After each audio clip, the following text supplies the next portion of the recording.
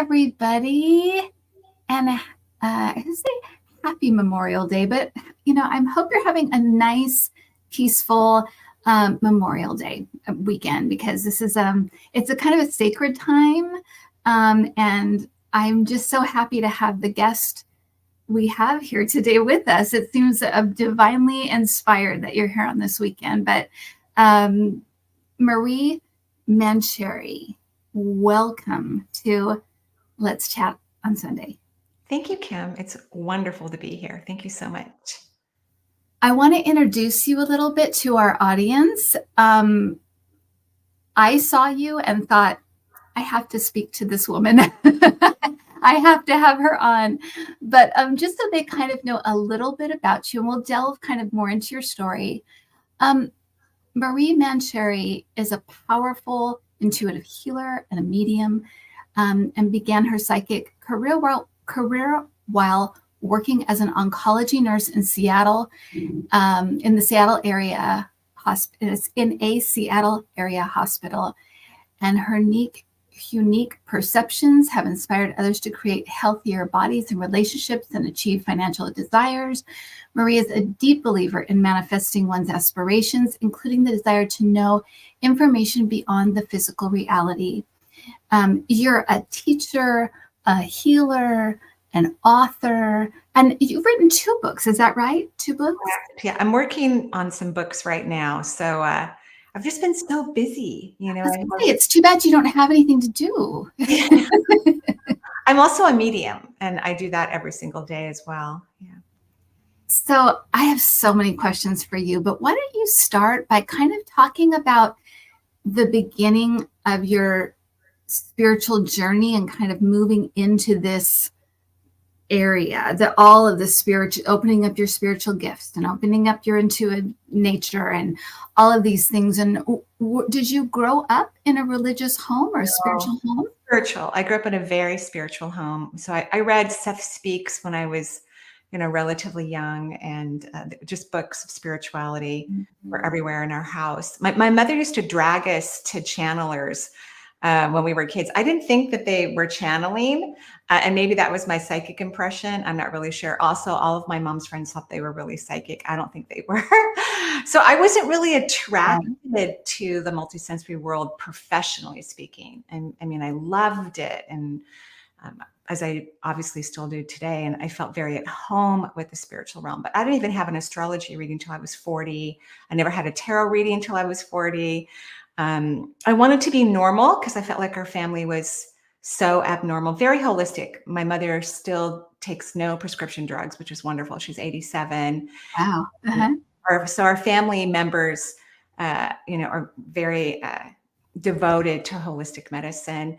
I love both worlds. And I was actually, I went to nursing school when I was 30. And when I began to work in the hospital, I began to hear and see and feel things. And what I think is really interesting is that people need to follow their joy. And going to nursing school brought me enormous joy, even though I knew nothing about modern medicine from growing up. In fact, our family didn't want us to actually have activities with modern medicine unless we broke a bone or something like that. And so I think when people follow their joy, which is never going to be what your brain tells you, like our mind thinks it knows what brings us joy, but it's such a personal, unique, individual experience that's what I believe opened up my psychic ability while I was a nurse in the hospital. And I would be at a patient's bedside, and our patients were very ill. I worked in the oncology floor, which I loved and miss every day still, which is, and I haven't been there in 25 years. I started to hear and see our patients' real reasons for their illnesses, and where I didn't have the language for it then, but where energy is, not moving in their body, or it doesn't have a lot of vital life force. And so their bodies started to talk to me. They would show me their childhood while I'm standing at the bedside and putting in a new IV or changing an IV bag, or, some, necessary nursing activity.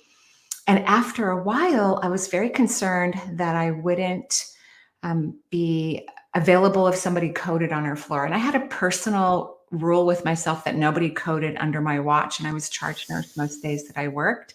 Mhm. And so I worked really hard to make sure that people were transferred to the right units or their code status was changed. So I went to my nurse supervisor to tell her that I'm hearing and seeing and feeling things. And I thought she was going to order a psych eval.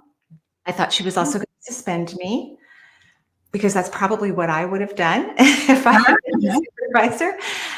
And she didn't. She said, "You're seeing energy and you need to start laying your hands on our patients." And I really liked this supervisor. Like I went to her all the time for, I always felt like, well, first of all, here we have these immune compromised patients, and then we're feeding them sugar and carbohydrates. And I Mm. wanted us to have a garden, on the hospital grounds with organic food. And when they could have them take probiotics or other things that would be beneficial for them. So she always had an ear for my ideas, and Right. was very kind. And so I heard what she said, but it's so funny, when you're a nurse or you work in healthcare or other careers, you touch people all day long. I'm checking Yep. pulses, auscultating lung sounds, but yet this idea of being in the present moment and laying hands on someone, I worried that something was going to happen. And so I picked a patient she wasn't an oncology patient. She was a surgical patient, and she was an overflow. And she wouldn't go home because she was in pain, and they couldn't figure out why she was in pain. Her procedure went well. She was healing well. And so I asked her if I could lay hands on her. And she said yes. I'd never, done it consciously. And I shut her room very tightly because I didn't know what I was going to say if somebody walked in. And I used to close my eyes when I worked for the first few years. So I laid my hands on her, closed my eyes, and I began to see orbs of light in her body, which of course I found out later were chakras. I'd never studied energy medicine. I knew nothing about it. And her chakras started to talk to me and show me all of her anatomy and physiology, and that she was very sad. Even though she was very close to menopause, she had a hysterectomy, and she wasn't going to have any more children, and she had had children. She was in this enormous grief about it, but she wasn't aware of it. She wasn't talking about it. It was what her body shared with me. So I had a conversation with her about what I was hearing, seeing, and feeling. And we both cried, honestly. I was crying more because it was so beautiful, and I could hear these very interesting, like harp sounds that you don't normally hear on Earth. I was hearing this very beautiful kind of high-pitched music. And I think it took like 30 minutes. And then I thanked her and I left the room, and she was able to go home the next day. So that was my first experience. And I was hooked after that. I laid hands on as many people as I could in the hospital. I trained myself. So I'm a self-trained healer. And after about a year, people started showing up at my house unannounced. And right? So, and I didn't have a massage table. I didn't have a healing room. So they would lay on the couch, and I would kneel on the floor and have these experiences. And then I decided to, after a while, to study Reiki, which is my favorite modality. And then after that, I started a practice. And eventually, I think another year later, I left the hospital, and I've had a very big and full practice since 1999, I think it is. Yeah. That was going to be one of my questions, was when was this? Was this in the early 2000s? Was this the 90s? When was Late this? 90s, late 90s when it all started to happen. And yeah. Who was this amazing supervisor you had? I know. I even interviewed her. I do podcasts now, but I used to do radio. I did radio for about 15 years, and I interviewed her. Her name's Lois, excuse me, Williams. Uh-huh. And it turned out when I interviewed her, we had such a similar upbringing. She read a lot of books on spirituality. When she left her supervisor job from Evergreen Hospital, which is where I worked, she ended up at one of the Cancer Care Alliance facilities, and she was very instructive in bringing naturopaths into their facility so that patients could have both aspects of care. So she's amazing. I haven't talked to her in a long time, but she's a wonderful woman, and she helped me enormously.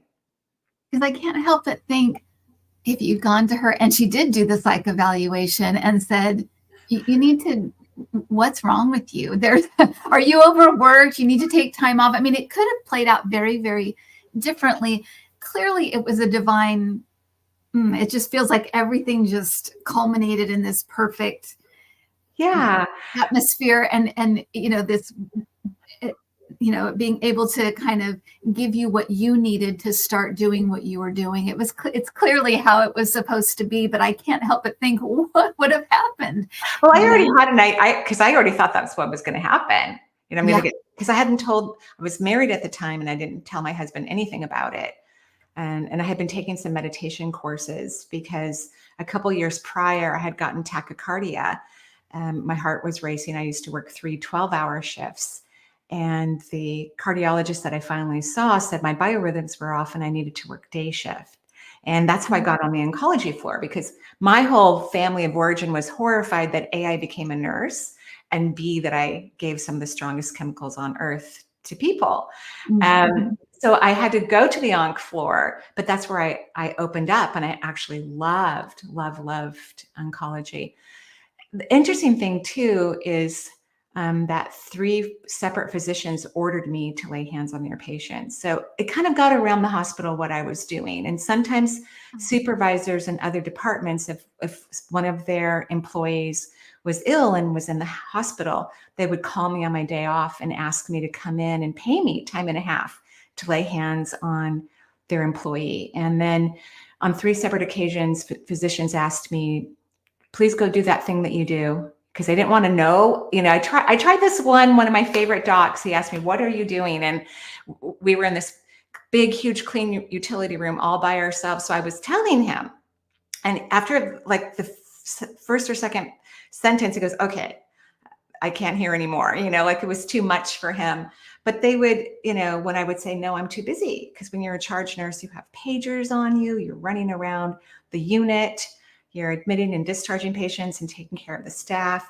And so I would say, no, I'm sorry, I don't have time to go lay my hands on your patient. And so then they would write an order, and please go do therapeutic touch, or some, and then I'd have to, of course, because, nurses have to follow physician orders. Is this, now this is the 90s, probably early 2000s, I guess, or in that range. And what do you think this is changing? Because I recently went to a dentist, and they asked, what what do you do? Like and I said, I'm a spiritual teacher, and I do lots of, I tried to be vague because I never know where people are on their what they think or what they believe, and this is just in passing. So, and she said, we have all of our dental practitioners and all of our assistants attend energy classes and talk about energy. So do you feel like this is making its way into the medical field? Even though I feel like they're medical people. Everything is science, everything's materialism. So is it making its way in, do you think? Well, even at the time, I left the hospital in 2000 and never went back, so my business grew rapidly. But even at that time, healing touch, which is a form of energy healing, it's actually international. In fact, in hospitals, even the hospital I worked in, but I didn't know it at the time, you could ask for a nurse or anyone, a practitioner, to come in and lay hands on you for free. So it has been something that's been in hospitals for a while. It just wasn't talked about. It wasn't shared. And so to me, it's normal and natural when a health practitioner talks about energy medicine.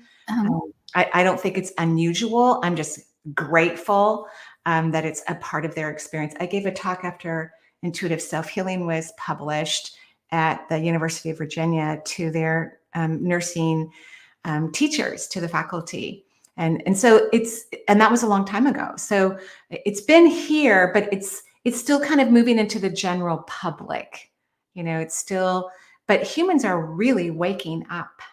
They're waking up, and they're beginning to have multisensory experiences. They're beginning to change their perceptions, and energy work and energy healing really is about changing your perception. That's what it's really about. And so as we lay hands on people or move energy in their body in some ways, we're helping them to shift their consciousness, because as soon as an individual or a tipping point of humans change the way they see something or they feel about something, then the whole situation changes. So everything's about beliefs, and most people don't even know what they really feel. Most people are feeling mind-made emotions all day long, like probably 97% of the population doesn't even know what they really feel, so they can't have accurate perceptions. They're kind of disconnected from their intuition, because intuition comes from authentic feelings. But yes, I'm so happy you found a dentist that um, has all of their people trained in energy medicine, because it can Right. calm people down, number one. And some people don't like to go to the dentist. It's anxiety causing for them. Yeah. Yeah, that's Yeah. great. It's yeah, it's so interesting. When you began this work, how did you become comfortable with it? Because there's something that many psychics, mediums, and healers go through at the beginning, where they have to kind of work on their confidence and feeling worthy and dealing with taking on responsibility, the responsibility they feel with the information they get. Did you have these same struggles? And if so, how did you master them? I didn't, nor do I still have those struggles. So I'm just, Why? well, What is it? What is that? Yeah, what is that? Please share. Yeah. I can't say for sure, because you're probably the first person to ask me that question, but I've thought about it a lot. I think because I'm so clairvoyant, I can see so well intuitively, and it's been validated so many times that I have confidence about it. And also, becoming a nurse made me very confident. Mhm. It made me feel empowered. It was something that I loved, I enjoyed. It was an easy experience for me, even though I had a complicated relationship and 3 young children. Going to the hospital and working on one of the most challenging floors, at least I think, for some medical staff.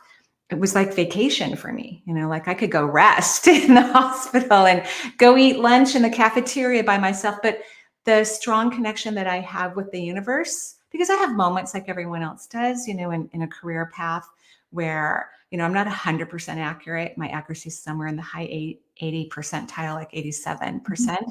So I have moments, but in those moments I learn, and I'm very honest and direct, have a lot of integrity, with my clients. And I'm a teacher. I love to teach people what I do and what I experience, because I don't think it's unique to me. Maybe my experience, my personal experience about it has its own uniqueness, but I think humanity is supposed to be multisensory.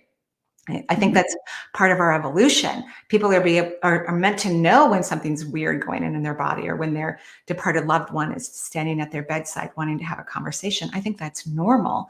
So I think, because I followed my joy, which is what really everybody has to do, and most people do not know what makes them happy. If other people in my life hadn't brought up going to nursing school, I would have never considered it, because it was completely against my logical mind based on my upbringing. Mhm. But several people since I was young, which I always would say, well, that's because I'm a woman and they want me to become a teacher or a nurse, But Mhm. after a while, I heard it so much that I explored it. I also had a really weird experience when I was pregnant with my first child before nursing school.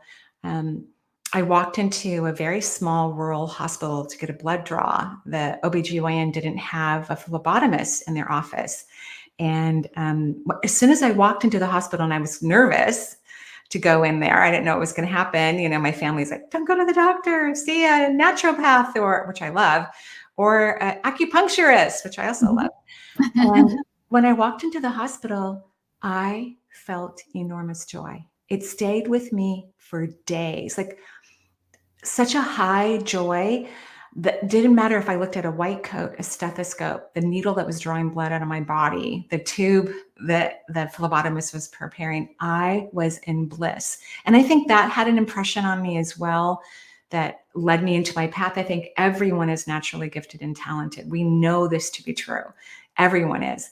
In something that's going to be very fulfilling to them. People's natural gifts and talents, their destiny or their life path. And we have many things that are part of our life path, but let's say a vocation or a hobby or something that's just for us in a way, if we can determine the things that bring us joy, which creates some sort of exploration. You have to figure it out, what brings you joy, and then you follow that joy. You don't just put it away off to the side and say, well, that was interesting. You actually have to investigate it, which I did a few years later by going to nursing school. That brings up something that my guides have said often, and in private readings and in public readings, the micro and the macro, they have said, no joy is too small. And I think that it kind of talks about what you were just talking about, how even if it's something tiny, follow it, investigate it. I think that's a great way to be. Why do you think people get, because when we're kids, we tend to be very in touch with our joys. I still think about my big wheel today. That was my joy. If we had adult big wheels, believe me, I would be on one. Yeah. But I feel like we're so in touch with our joys. What happens? Why do you think we get disengaged, or we can't find them again as we age? It's a great question. We socialize children, right? To behave, to sit down for 6 or more hours a day, to learn the same thing that everybody is learning. And we can condition their intuition and their playfulness out of them, which I think our entire educational system in the US needs to be completely revamped. I've thought that for a very, very, very long time. And it's, that our big institutions take forever to change. Whether it's government or medicine or the police organization or education, it just takes a really, really long time to break down those structures. I really feel that humanity has to participate in that. They have to find different ways to educate their kids. And I'm not talking about homeschooling, all that's an option, but maybe some sort of charter schools or alternative forms of education, and to teach their kids about joy. Parents will have to learn that themselves. And you're right, it is something that you could experience every single day, multiple times a day. I'm constantly looking for the thing or things that are going to bring me joy. And I participate in them every single day to the best of my ability. It keeps one's vibration elevated. And when your subatomic particles are elevating at a higher frequency, more than the average human being, which is really our goal, that's when you have access to your multisensory ability. That allows your intuition to expand enormously, because the universe vibrates at a really high frequency. And the closer we can get to their vibration authentically, then we have more of the world shown to us. We have more layers of information and energy and consciousness, which makes life on Earth really fun. It does. It does. And it also, it gives way to that ability for us to learn in a joyful, happy way. Because I think that still humanity, especially on a larger scale, tends to learn through suffering, still tends to learn through depths of despair and moments of grief and all these things. And you're right, opening that up more, it gives you that opportunity to move to learn and grow in a joyful, happy way, which it just seems like a lot of the time we don't learn that way. It's true. I mean, that is true. And I think older soul types, which are probably the majority of your audience, they still think they have to learn through that suffering as well. They're so highly empathetic, but they've already learned through suffering. I mean, their souls are old, ancient. And so if they could stop feeling everyone else and learn to feel themselves, I believe older souls are here, collectively speaking, to learn self-compassion. They don't really need to learn compassion for others. They already have it naturally within them. They care about others so much that they don't even have to have a horrific experience. They know exactly what it feels like because they actually have experienced it in a previous lifetime or witnessed it firsthand. So I think older soul types need to really focus on self-love enormously. I think that that was a mic drop moment, Marie, because I think I could just hear everybody in our audience just be like, oh my gosh. Because I think that, and one thing, and that perfectly moves into the other area, which is this area, actually talking about that relationship between, talk about ancient, right? Empaths and narcissists. Ah, That connection, that glue that brings them together. There's a reason for this. There's a reason why, and it's beneficial to both, right? It's not just that the empath has to suffer more, right? What is that? And can you talk about that a little bit? And because I completely and totally agree with that. yeah. Absolutely.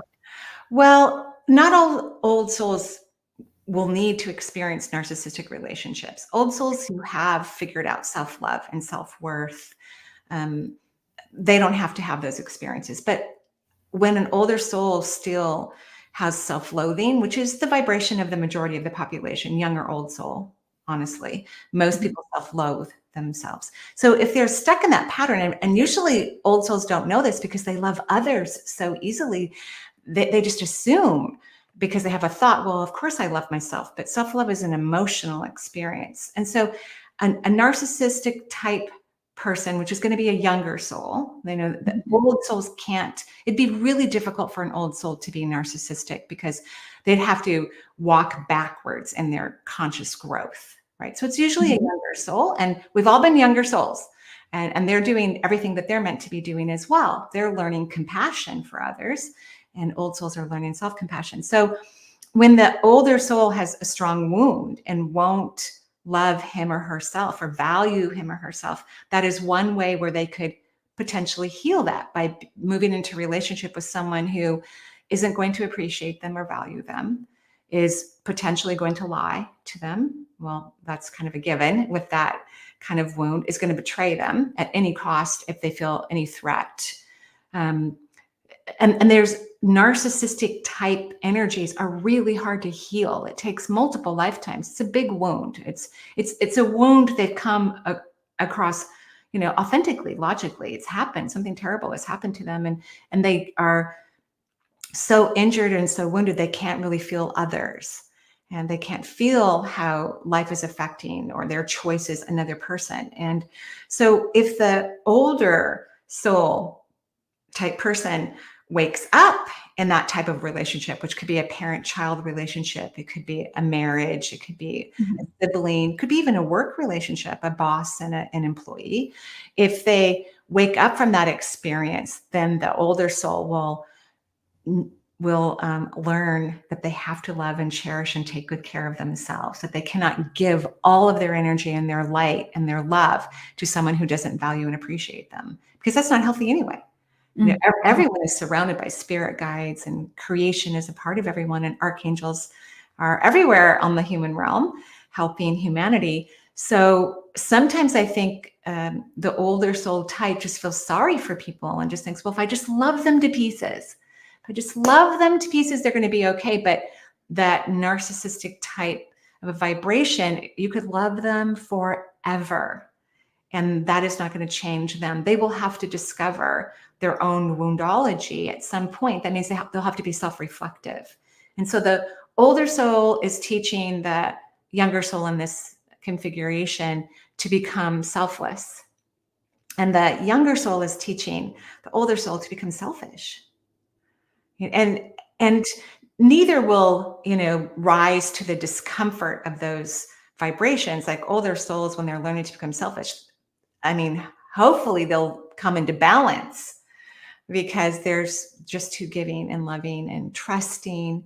And they really need to learn to trust themselves and listen to themselves and follow their own advice, and make sure that they are creating enough happiness for themselves as they are creating for others. What? Yeah, you kind of glossed over it. I love all of this. I love this. You kind of glossed over the fact that self-love is emotional. And I think that when we think of self-love, particularly as maybe not, it's different for men. I think for women, you think of, well, I'll go get a pedicure, and that's my self-love, and now I'm done with self-love, right? It's something more external. But that's What That's does self-love look like when so I love your question. So getting a manicure, your hair done, someone cleaning your house, that's all self-care. That has nothing to do with self-love. I mean, it's a piece. It's a sliver of self-love. So self-love, I sometimes use this analogy, and I have 3 daughters and 5 grandchildren. So I have a lot of people to love. But I always think of my dog when I think about this. And so when I walk my dog, which I walk him twice a day, so sometimes up to 5 miles, we walk a lot. And he's a big standard doodle, and he curls his tail upward, uh-huh. and he pulls me, so I'm behind him. I try. Who's walking who? I mean, it doesn't matter if he has a choke collar on or a harness. He pulls me. He's adorable, and so I have this view of his backside. I can see his rectum and any poop particles that might be on it. And he's intact. I can see his testicles. So I can see his whole scrotum. And I think it's the most adorable thing I've ever seen is his backside just kind of swing. I mean, and he's got very curly, kind of blondie. He's super, super cute. He's adorable. So as I'm loving these interesting parts of him, because I'm just, oh my God, it's so cute. I ask myself, do I love myself as much as I love Charles's backside right now? And typically the answer is no, that I don't. And so I'll take some of that love that I have for him and I'll bring it into my body so I can start to feel that emotion towards myself.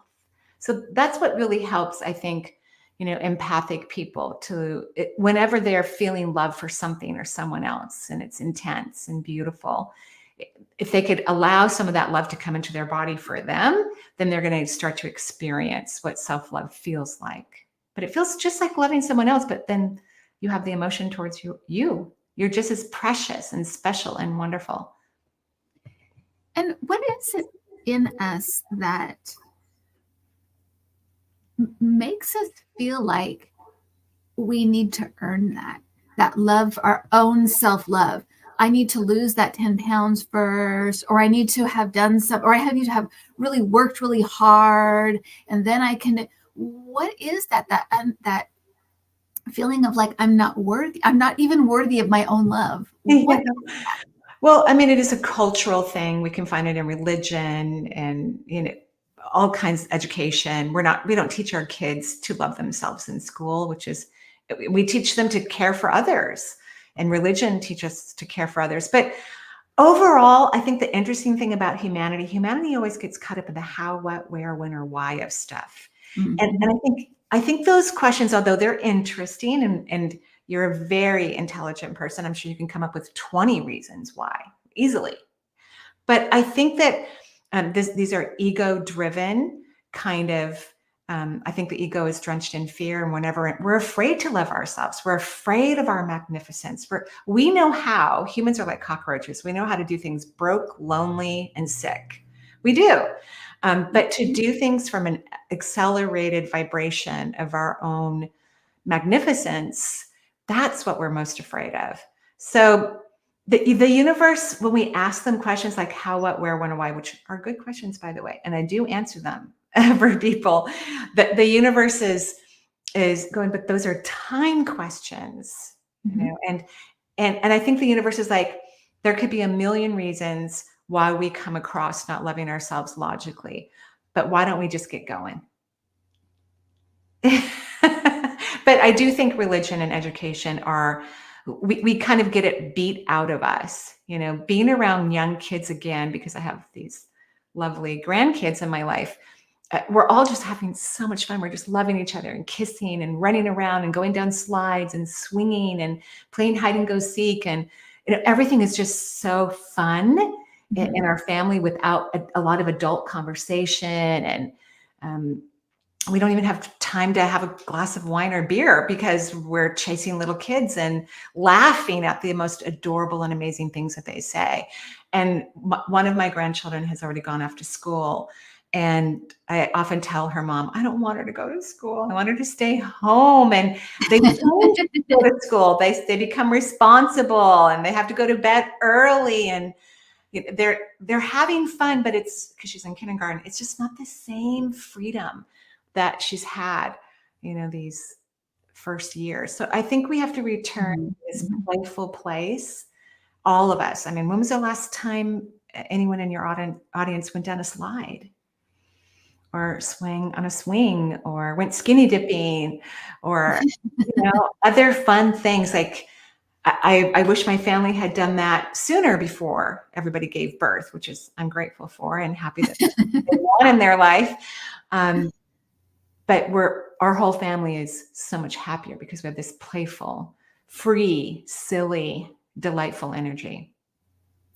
And that I kind of go back to that no joy too small, right? Because sliding down a slide takes 2 seconds, but it's not just about that, right? It's about that feeling and remembering that feeling, right? Because some people forget. They get in the doldrums of the everyday going to work and getting up and having to do this and having to do that, and you forget, right? Yeah, you do. You also don't think you have time to do that. But because these kids have like infused into our life and our family actually likes each other. So even though we're not religious, everybody came to my house for Easter dinner and we did an Easter egg hunt, and we all laughed our heads off and had an enormous time. I agree with what you said, Kim, is like those, if we can just keep practicing those small little joys, even if someone doesn't have children or doesn't have grandkids, stop at a park, or go when everybody leaves and go down the slide a few times if you're uncomfortable, or go with your friends who have kids and push them on the swing and chase them around, or make snow angels when it snows, just have fun. Right. Right. And I think we forget that a lot when we're here. That this I have it was a very, very brief pre-birth memory. Mm. And it was that, I think this is the first time I'm sharing this, but it was very, very brief. But I won't go into the whole thing, but in it, I was so excited to come back to Earth. And I loved it so much. And it was almost like, and I had created this little tiny, it was like a little hill and a little tree and a little sky. And I was laying there thinking, I did this, I created this. And it was to mimic Earth. And it reminds me of like when you go to a great concert and you come home and when you're a teenager and you put posters on your wall and you want to get the album, and you want to get, I'm dating myself, but when you used to do that, Yeah. that kind of like love and excitement and admiration. And I can't wait to get back. And I loved it so much. And we get here and it's like, oh, this is so hard. But I think we forget that we all, I would say all, love this place. Otherwise we wouldn't be here. Right. And I think those little injections of fun remind us Yeah. of that, right? I think you're absolutely correct. And again, I just wish people would find things to be happy about. I make sure, and I love that story, by the way, I make sure that because I'm so visual, that I have things throughout my house that when I look at them will bring me happiness and joy. And I do my best to avoid like the scuff marks on the wall or, like chips of paint, if I need to repaint something. I do my best to not look at those because I'm going to fix those, of course, or repair them at some point, but not look at them every day or whatever it is. For some people, maybe their environment doesn't matter to them. They're not aesthetically a perfectionist like I tend to be in some ways. But whether it's listening to sounds that are joyful to you or looking at beautiful pieces of art or just color, or looking out a window or smells, having beautiful smells in your home, anything to get your vibration up, because that's going to be the access that we all desire to be more intuitive and to have the awareness of all the beings that are helping every single person all day long. Like no one's alone. No one is abandoned by the universe. Everyone is part of God or creation, source, universe. And everyone was birthed originally by inspiration from the divine. The divine was inspired to create them for their own unique, beautiful aspects. And so if we can get happy authentically, then we start to hear, see, and feel that connection to the divine. And that's what brings the confidence, I think, too, and that self-worth, is you feel like you're on your yellow brick road. But that also requires learning to quiet the mind. Like meditation, I believe, isn't just necessarily to get something in that moment, which can happen. But I really think it's to train the brain to be quiet so that when you're throughout your day, you will allow yourself to have moments of quiet so that other things can come in and enlighten you. It's so true. And it kind of, I wanted to talk a little bit because this channel started because I was starting to get back when in like 2000, end of 2016, early 2017, I started to get some current event, political, different kinds of messages that I felt like might help people to not be so afraid. There's a big injections of fear going on and have kind of continued, but that's how it started. And I wanted to talk a little bit about the world and events and things like that. But mostly I kind of wanted to get your take on this role that we have as a witness, because I remember as a kid, I would, we would have dinner. My parents would turn on the local, not even national news, the local news for 30 minutes, and that was it. And it was so nice. Local news was nice. I mean, they may talk about some car accident that happened, but then they'll remind everyone to buy their tabs, and fresh lemons are out at the market. And it was I mean, I think it helped bring community by having this kind of update. Right. I miss it. I miss it a lot, actually. It was quite lovely. And yeah, it was. And now, and local also, you felt like you're a part of it. It's your community. It's right in your backyard, that kind of thing. Now we have total access all the time to all the world, everything going on in it. And for most of it, we're not personally involved. No. We're witnessing. We're witnessing things overseas. We're witnessing big catastrophic things. We're, things that we don't have any control over at all. And yet we have this technology that allows us to do this, allows us to sit, because it can be a magnificent tool. It's helping us to have this conversation with all these people right now. So it's wonderful, but it also gives us all of this access.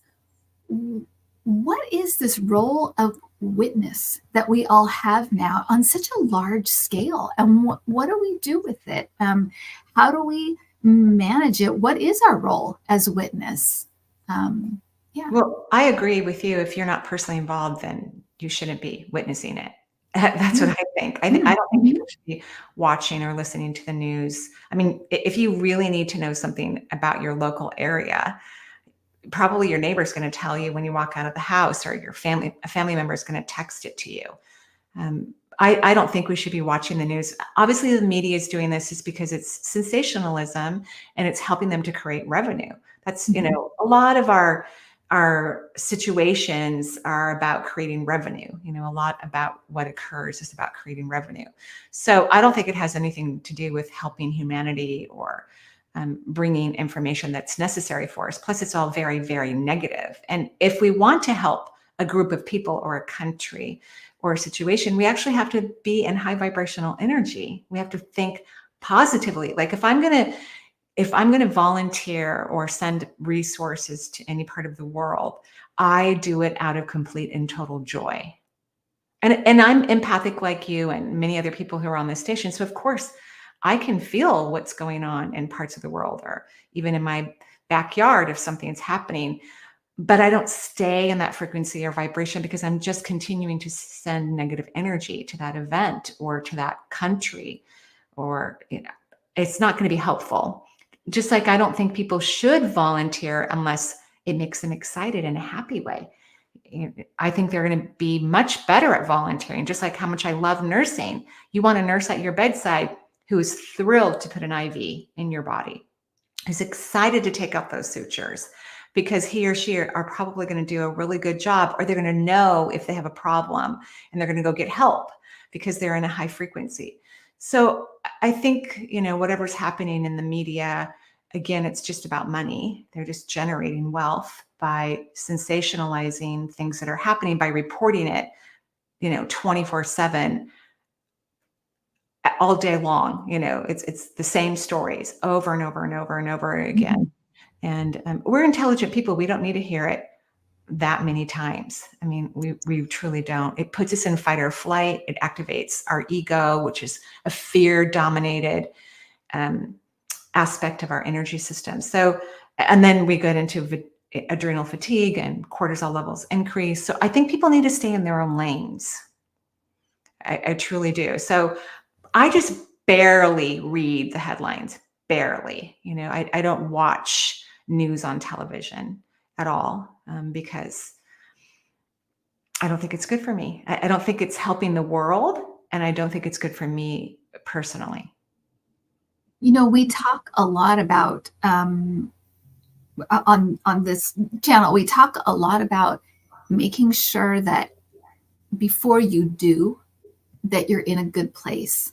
I think what happens a lot is that people will see something happening, or something breaks around the world, or something happens.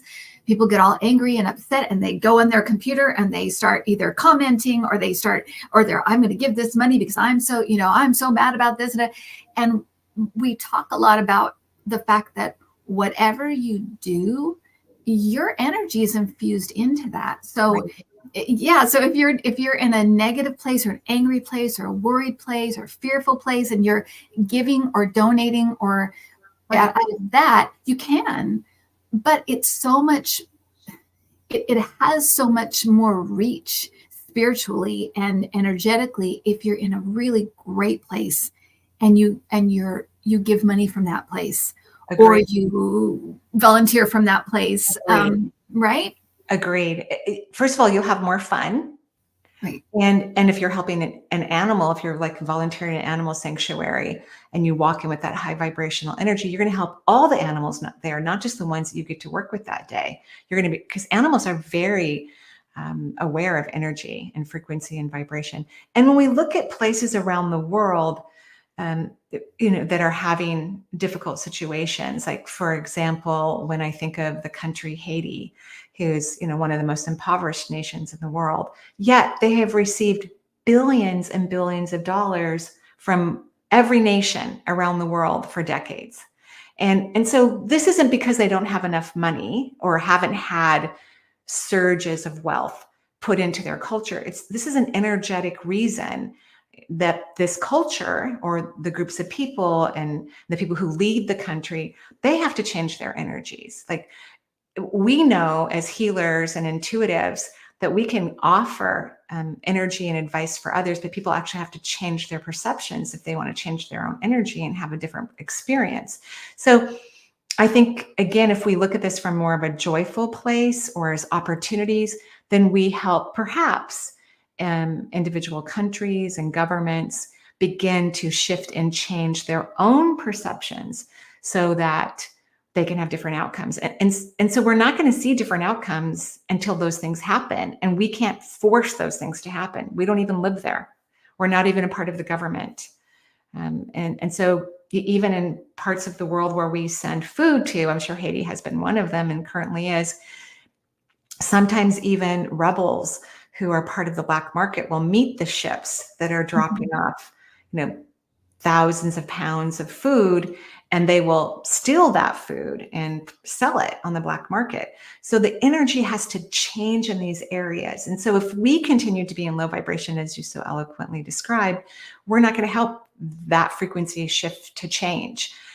So we have to do our part, just like the way we recycle our paper products or put natural remedies on our soil and gardens. I can't be responsible for what my city does to the landscape around them, but I can be responsible to what I do to my yard and to my own products that I'm putting in the waste compartment. So again, we have to kind of stay in our own lane. And I think if we do that, we'll raise our vibration. And that's what helps humanity to change, as each person becomes more conscious and aware and runs their energy in high frequencies, especially older soul types. Their energy starts to glow and it becomes this incredible teacher to others, unconsciously even. And then people begin to have different ideas and perceptions and make changes, maybe go have a therapist. Maybe we change governments in certain parts of the world and allow more progressive leaders who perhaps don't think that war is the only answer, right? Because it's not. It's a solution potentially that takes like a decade to finish out, typically, which is unfortunate. But it is just one low vibrational solution. It's not a high frequency solution at all. It's not a conscious decision to go to war. And that kind of leads me right into the next thing I wanted to ask you about, which is, so let's kind of look at our own country. What is going on with money in our country right now? What is happening? Billionaires, tons of billionaires, so many people struggling, homelessness, True. poor, right? And then we have corruption with money in government entities and all. It is all money everywhere I look. It's money stuff. And what is that? What and what do we glean from it? Is because money is it's just a tool. It's the way we do business. It's not money itself, right? Doesn't have energy. We're giving. It actually is an energy. Money is energy, in my opinion, right? So no, go ahead. So money, I like to use the word wealth because people get triggered by the word money. And I grew up poor. My family didn't have a lot of wealth, and we lived in low-income housing when I was a kid, and sometimes required food stamps if we didn't have enough resources, which I'm grateful for, all of that to help take care of our family. So money is an energy. Everything is an energy. Everything, even the carpet that my chair is sitting on and my table is subatomic particles. Everything is energy. It's perfectly fine to have billionaires on the planet. I don't think there's anything wrong with that. What we want is we want people, all people, regardless of the amount of wealth they have, to have integrity and compassion and fairness, right? It doesn't matter if someone has a little bit of money or a lot of money. So what has to happen for the human race so that we can make everything equal financially, of course, we'll take progressive leadership around the world, which has not happened yet.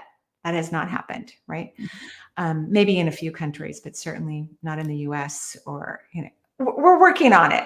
I think after this next election, we're going to have a lot of progressive people in leadership, which will be really interesting because we've moved into the humanitarian age, the Aquarian age, officially for the first time. For anyone who's alive, it did not happen before. It did not occur in the 60s. It just happened last year, actually. So people need to change their relationship with wealth. In other words, how you relate to wealth matters. This is about energy. So if someone has a positive frequency about wealth, they attract more wealth. They attract more financial freedom, and everyone deserves to be financially free. Right? Everyone deserves that, no matter where they live, no matter how much education they have. Everyone deserves that. So I teach this a lot in my classes, that people need to think about, and you and I can try it if you want to, about what makes them really, really, really, really, really, really, really, really, really, really, really, really happy. And when I work one-on-one with people, I measure that for them. When I'm teaching a large class, I don't have the time to do that with everyone, but I measure that for them as they start to give me a list of what they think makes them happy. So for example, subatomic particles bring me great joy. And once you determine what makes you happy, then before you engage with wealth, which is energy, it's just energy. If people would just look that money is only one thing, it's only subatomic particles. And if they choose to be happy before they grab their wallet, before they grab a card, cash, before they put their password into online banking, before they transfer funds, before they write a check, before they grab financial mail for the rest of their life. This is a lifetime because we do have so much poverty in the world, and we have people that struggle. But struggle also has a lot to do with self-worth too.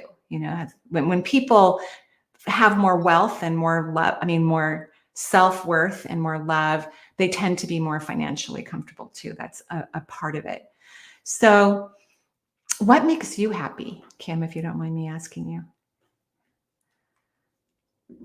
Well, we have a dog and we have a cat that adopted us. So animals make me happy. Yeah, that's not it.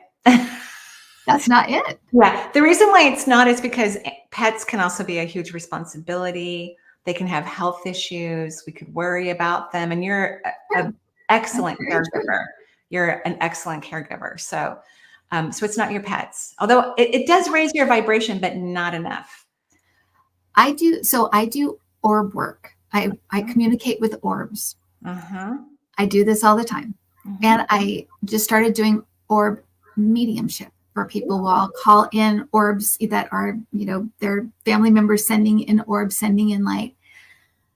I can feel myself actually vibrating as I talk about it. It's the most fulfilling, beautiful, connected experience that I have in my life. It truly is.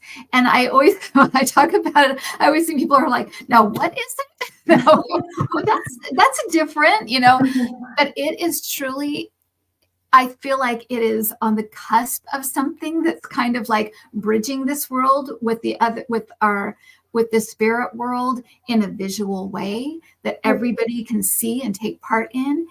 And it fills me up in a way that is honestly, it is completely unique and different, and I absolutely love it. I could do it all the time. Right. That's usually how I know if something brings me joy, because I could do it all the time. Forever. The best conditions are evening and nighttime, so I can't do it all the time. But if I could, I would. Right. So you're learning more about your magnificence, and it's exciting to your authenticity, your uniqueness. The picture I see for you, and you do have an orb that looks like a bubble in your hand, but I see you standing near a waterfall, almost levitating next to a waterfall. And there's, beautiful plants kind of growing out of the waterfall, kind of like being in like Costa Rica. I've never been there, but I've seen pictures of it. That's what I see. And there's an orb there, but there's also like the plants are connecting with you. So kind of a fairy type, energy near a waterfall. So water really is what raises your frequency and your vibration. Absolutely. Right? 100%. And always has. We grew up near Santa Cruz. I grew up going to the beach. Yeah. I live by the water now. 100%. 100%. So before you touch your wallet, before you grab, and I like to do it each and every time. If I can think about subatomic particles the whole time I'm engaged with, paying a barista and grabbing my drink, or while I'm online, but typically we get interrupted. So you have to go back to the frequency. So maybe you're thinking about water as you grab your purse, and you think about it again as you grab your wallet, and you think about it again as you grab your debit card, and you think about it as you hand it to the barista. I'm just using this as an example. And then you think about it as the barista gives you back your card, and again, while you put it in your wallet. If people can hold the whole frequency the whole time, which sometimes we can, sometimes we're on vacation and our energy is so high, and we don't know the language being spoken. So we're not being interrupted by, our mind is at a different, vibration. But I often revisit, so that's really how people can create a healthy relationship with wealth. And that's what we're looking at in terms of changing whatever anybody thinks is going on with money. It's just about relating to wealth. That's all that it's about. That's interesting. And I've never put that together before when you talked about water, because for you, when you asked me what brings you joy, I thought of my pets, and you're right. That's very caregiving. That's very me. That's very me. But when I talked about orbs, was like, But it's also work. that was like excitement. It Exactly. was. And it was a It was different, but when you excitement. talk about water, I'm like, Right. of course. Right. But water is like, brings that peace and calm. Yeah. I That's where I think, go to get that peace and that calm. And it's so funny though, that when you say joy, that I equate excitement with yeah, that. And no, joy, it can be, but joy it's so is, interesting. joy is a very compassionate, um, it's kind, it's compassionate, it's calm. Joy has a calmness to it. Yes, it's happy. There is a frequency too, but it's also very calm. There's a calmness to real joy, you know? Yeah, Yeah. that's so interesting. I've never put that together before, but I'm going to think about my joys a little bit differently and include things maybe I wouldn't have normally included. Yeah.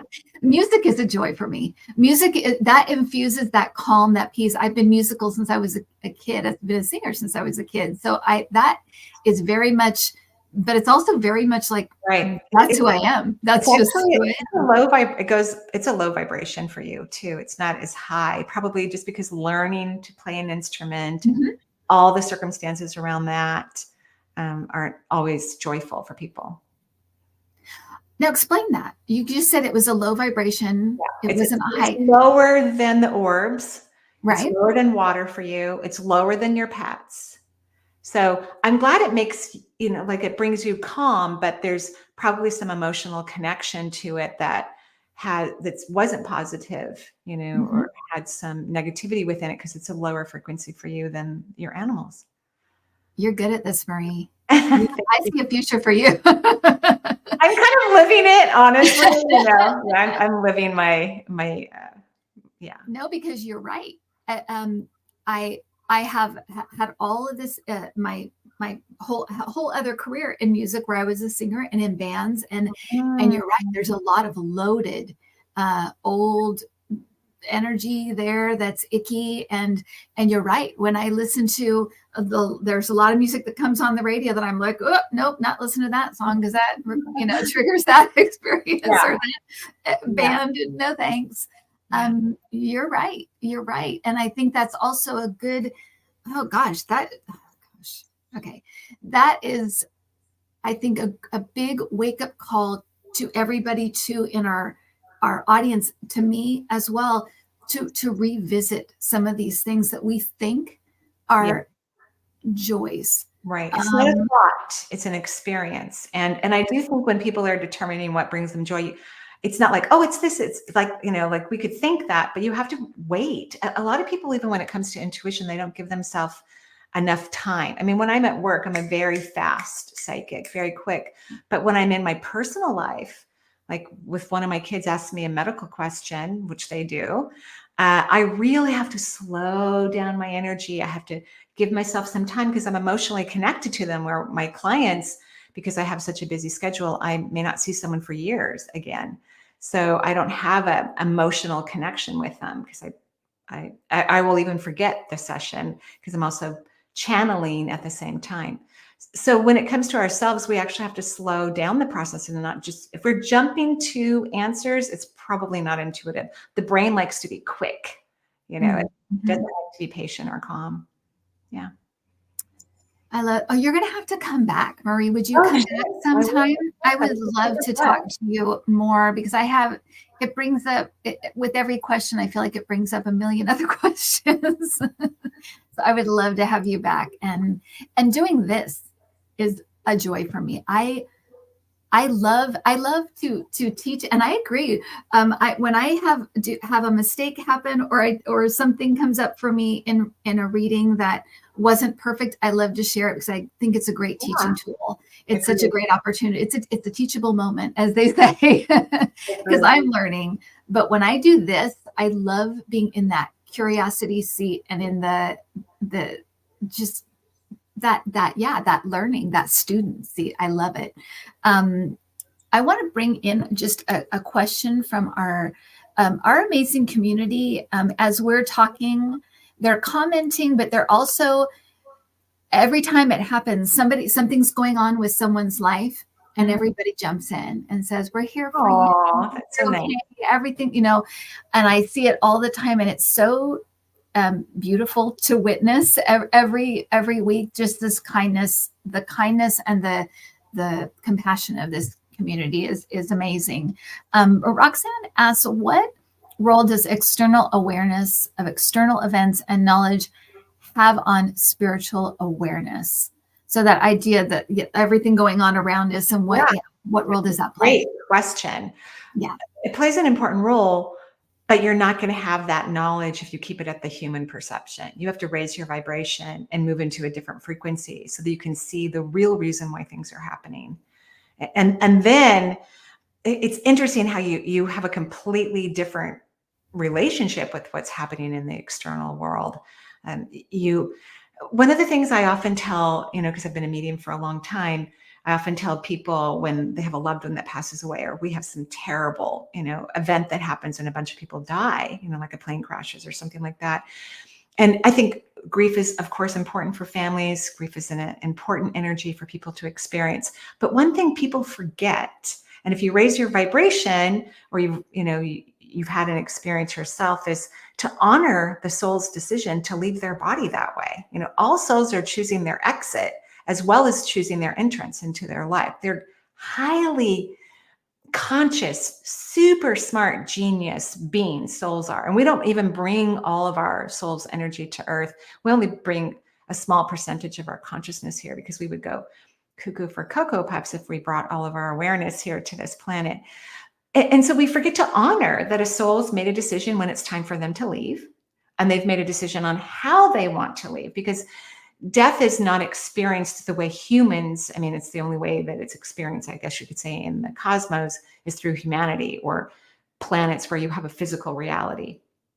And so souls are curious, like, ooh, do I want to get stabbed this time? Do I want to get hit by a car? Do I want to, lounge in a hospital for months and months and months? Like, what do I want to do? Ooh, do I want to go fast? Do I want to go slow? Do I want to go young? Mm-hmm. Based on the human perception, because chronological age doesn't really exist. Time does not exist. Those are all man-made phenomena. We're talking about the evolution of souls, right? So if people could look at things from, how can I honor this situation? How can we honor the soul's decision? If we use that word, obviously the mind and the human reality is not going to have an answer to that at all. They're not going to even understand the question. So you have to raise your vibration, do some automatic writing, meditate, but raise your vibration. First, you have to be happy. Happiness is a normal frequency. And it's what makes our lives grow and expand into the things that we want them to be. And that's how we desire, is through joyful frequency. And then you're going to get the information that doesn't exist on earth about what's really happening in certain external events in the world. And it's very freeing, and it's interesting, it's powerful. And then you get to participate in that vibration and help in that energy of the shift and the change that's occurring. It's very exciting. It is. And I wanted to bring in, because I I know that she's speaking for people, especially in certain phases of our life, when we hit certain periods that are just more difficult, or we're dealing with a chronic illness, or a family member or friend is going through something and we're feeling that. Anita asks, what if nothing gives a person joy, or very infrequently? Yeah. So what do you say to that person? Because I'm sure she is speaking for a lot of people. Yeah, they get in that. Ugh. It means that you're in low vibration. You're not even in moderate frequency. Energy is raised by, or is measured by, the vibration. So all the things we don't want in life vibrate at a low vibration. All the things we want in life vibrate in a high vibration. And frequency means that you're holding the vibration. So a lot of people hold their energy in low vibration. And it's difficult to determine what brings joy or happiness to someone whose energy is low. And we've all had moments. I've certainly had moments in my life where my vibration was low, and it made it very difficult for me to, I was so happy that I could still do my work, and I just happened to attract during those weeks or months people who ran their energy lower than I did. Thank goodness. So when that happens, your job, when you're ready, like I remember I had a couple, years where things were just challenging for me. I can't remember the circumstances. And so I forced myself every morning to walk to my favorite wetland park. So I would drive there every morning, like at 6 a.m. I had to force myself, get out of the car, and my energy would be low. And I'm just using it as an example. And then after I'm there for like 10 or 15 minutes, I could feel my energy rise as I would see an eagle soaring or a blue heron, or, because those are things that make me happy. And then I would leave the park and I'd be fine for a couple hours, but then my energy would drop again. So we have circumstances that occur in our life. Maybe we're waiting for, sometimes, in the human realm, we're waiting for our consciousness to expand, like sometimes we have to wait a little bit for our consciousness to grow or jump to the next kind of belief system or the next perception. And during those times, I think we need to be very kind and loving to ourselves. I truly believe in consistent self-love, internal dialogue all day long, forever. And what does that look like? What is it? Give an example of an internal dialogue you might have with yourself. Well, honey, I love you. You're an amazing woman. I'm proud of you. I'm sorry you feel this way if I'm having an uncomfortable day or moment. I love you so much. I know you're doing the very best you can. And then that's going to start to raise your vibration. Most people have internal self-criticism going on all the time in their mind. And that's not normal, and it's not healthy ever. People need to be loving and kind to themselves all the time. When you were saying that, I got kind of teary-eyed, and I think that what it made me think is that it's almost like your higher, more evolved self talking to you here. I agree. Form, right? Right. You're inviting it in. Very touching. Yeah, it's very touching when you said, I don't know why that made me all teary, but it did. That's really, I think that's a great suggestion. I also think sometimes if you can't find your joy now, that secondary experiences, for example, when I was about 8 months pregnant with my daughter. I have one daughter and she's 25 now, but I was about 8 months pregnant with her, and we had just moved into this little condo that we still have. And it was in late October, so it was cold. And we had just gone shopping, so I was exhausted. And my husband put on a fire, and I laid down in front of the fire, and it's still like the moment I go back to feel the complete and total contentment, joy, peace. And I'll put myself back there when I have those moments of, I don't know what to do. My life is going crazy today, or, something difficult has happened. And it reminds me of what it feels like, because sometimes you forget when you do have that, like you said, those years that are hard, or those months that are hard, and you're just kind of putting one foot in front of the other. So maybe even I would say to Anita, even pinpoint some time in your life, because you have those moments that almost seem like perfect moments. My daughter, who is the love of my life, was about to be here. That coziness, that calm contentment, that all is right with the world moment, right? So can that be a place that people can start at a secondary kind of old place, even though it's a memory, but those feelings that we have that are those moments of perfection.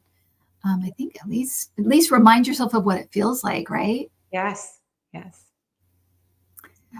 Thank you so much, Marie. This has gone long, and that's okay. And I want you to come back, because I think you just enlightened all of us so much today with so many of your experiences, and just the way that you put things. I think it lands differently sometimes. You could hear things 10 times and somebody says it the right way, and you're like, oh yeah, I get it. I know. So I appreciate that. I used to mentor people in the field of energy medicine for about a decade. I mentored, several hundred people. And I would tell them, you could be the first person to tell someone something and they get mad at you and they don't like it. Or you could be the 10th person to tell them the very same thing and they think you're amazing. But every single one of those moments is necessary and vital and important. Right, right. Where can people find you, Marie? And I have your information in the description, but please tell people where they can find you and My your web- services. oh, thank you. Yeah, my website is energyintuitive.com. I teach a lot of classes online. That's really my new, I've been doing it I've always taught, but I used to teach only in person, but I went online before COVID, which was interesting. And so I teach classes, except for in the summer, I don't teach. I teach psychic coaching and energy healing and mediumship and all kinds of fun courses and about vibration and frequency. I love it. I teach for myself and on my own platform. I teach on the Shift Network as well. And then I have a private practice, although I book out about 3 years in advance. So my calendar's not open right now, but it'll be open at the end of this year for 2027. Great. Well, thank you. I really appreciate it, Marie. And thank you so much. And everybody, please check out her books. And you're writing new ones, right? Yeah, You're writing new ones, so there'll be new ones on the way. And thank you, everybody, for being here and for your all your comments and the moderators that are so amazing that step in and just do their thing and keep everything running smoothly. And thank you, Kim, for having me on your show and for all the work you do in the world and for your love of the orbs and your new magnificence that's showing up for you. I'm excited for you. Oh, thank you so much. Thank you, everyone. Have a great rest of your weekend and a lovely and peaceful Memorial Day weekend. Bye, everyone.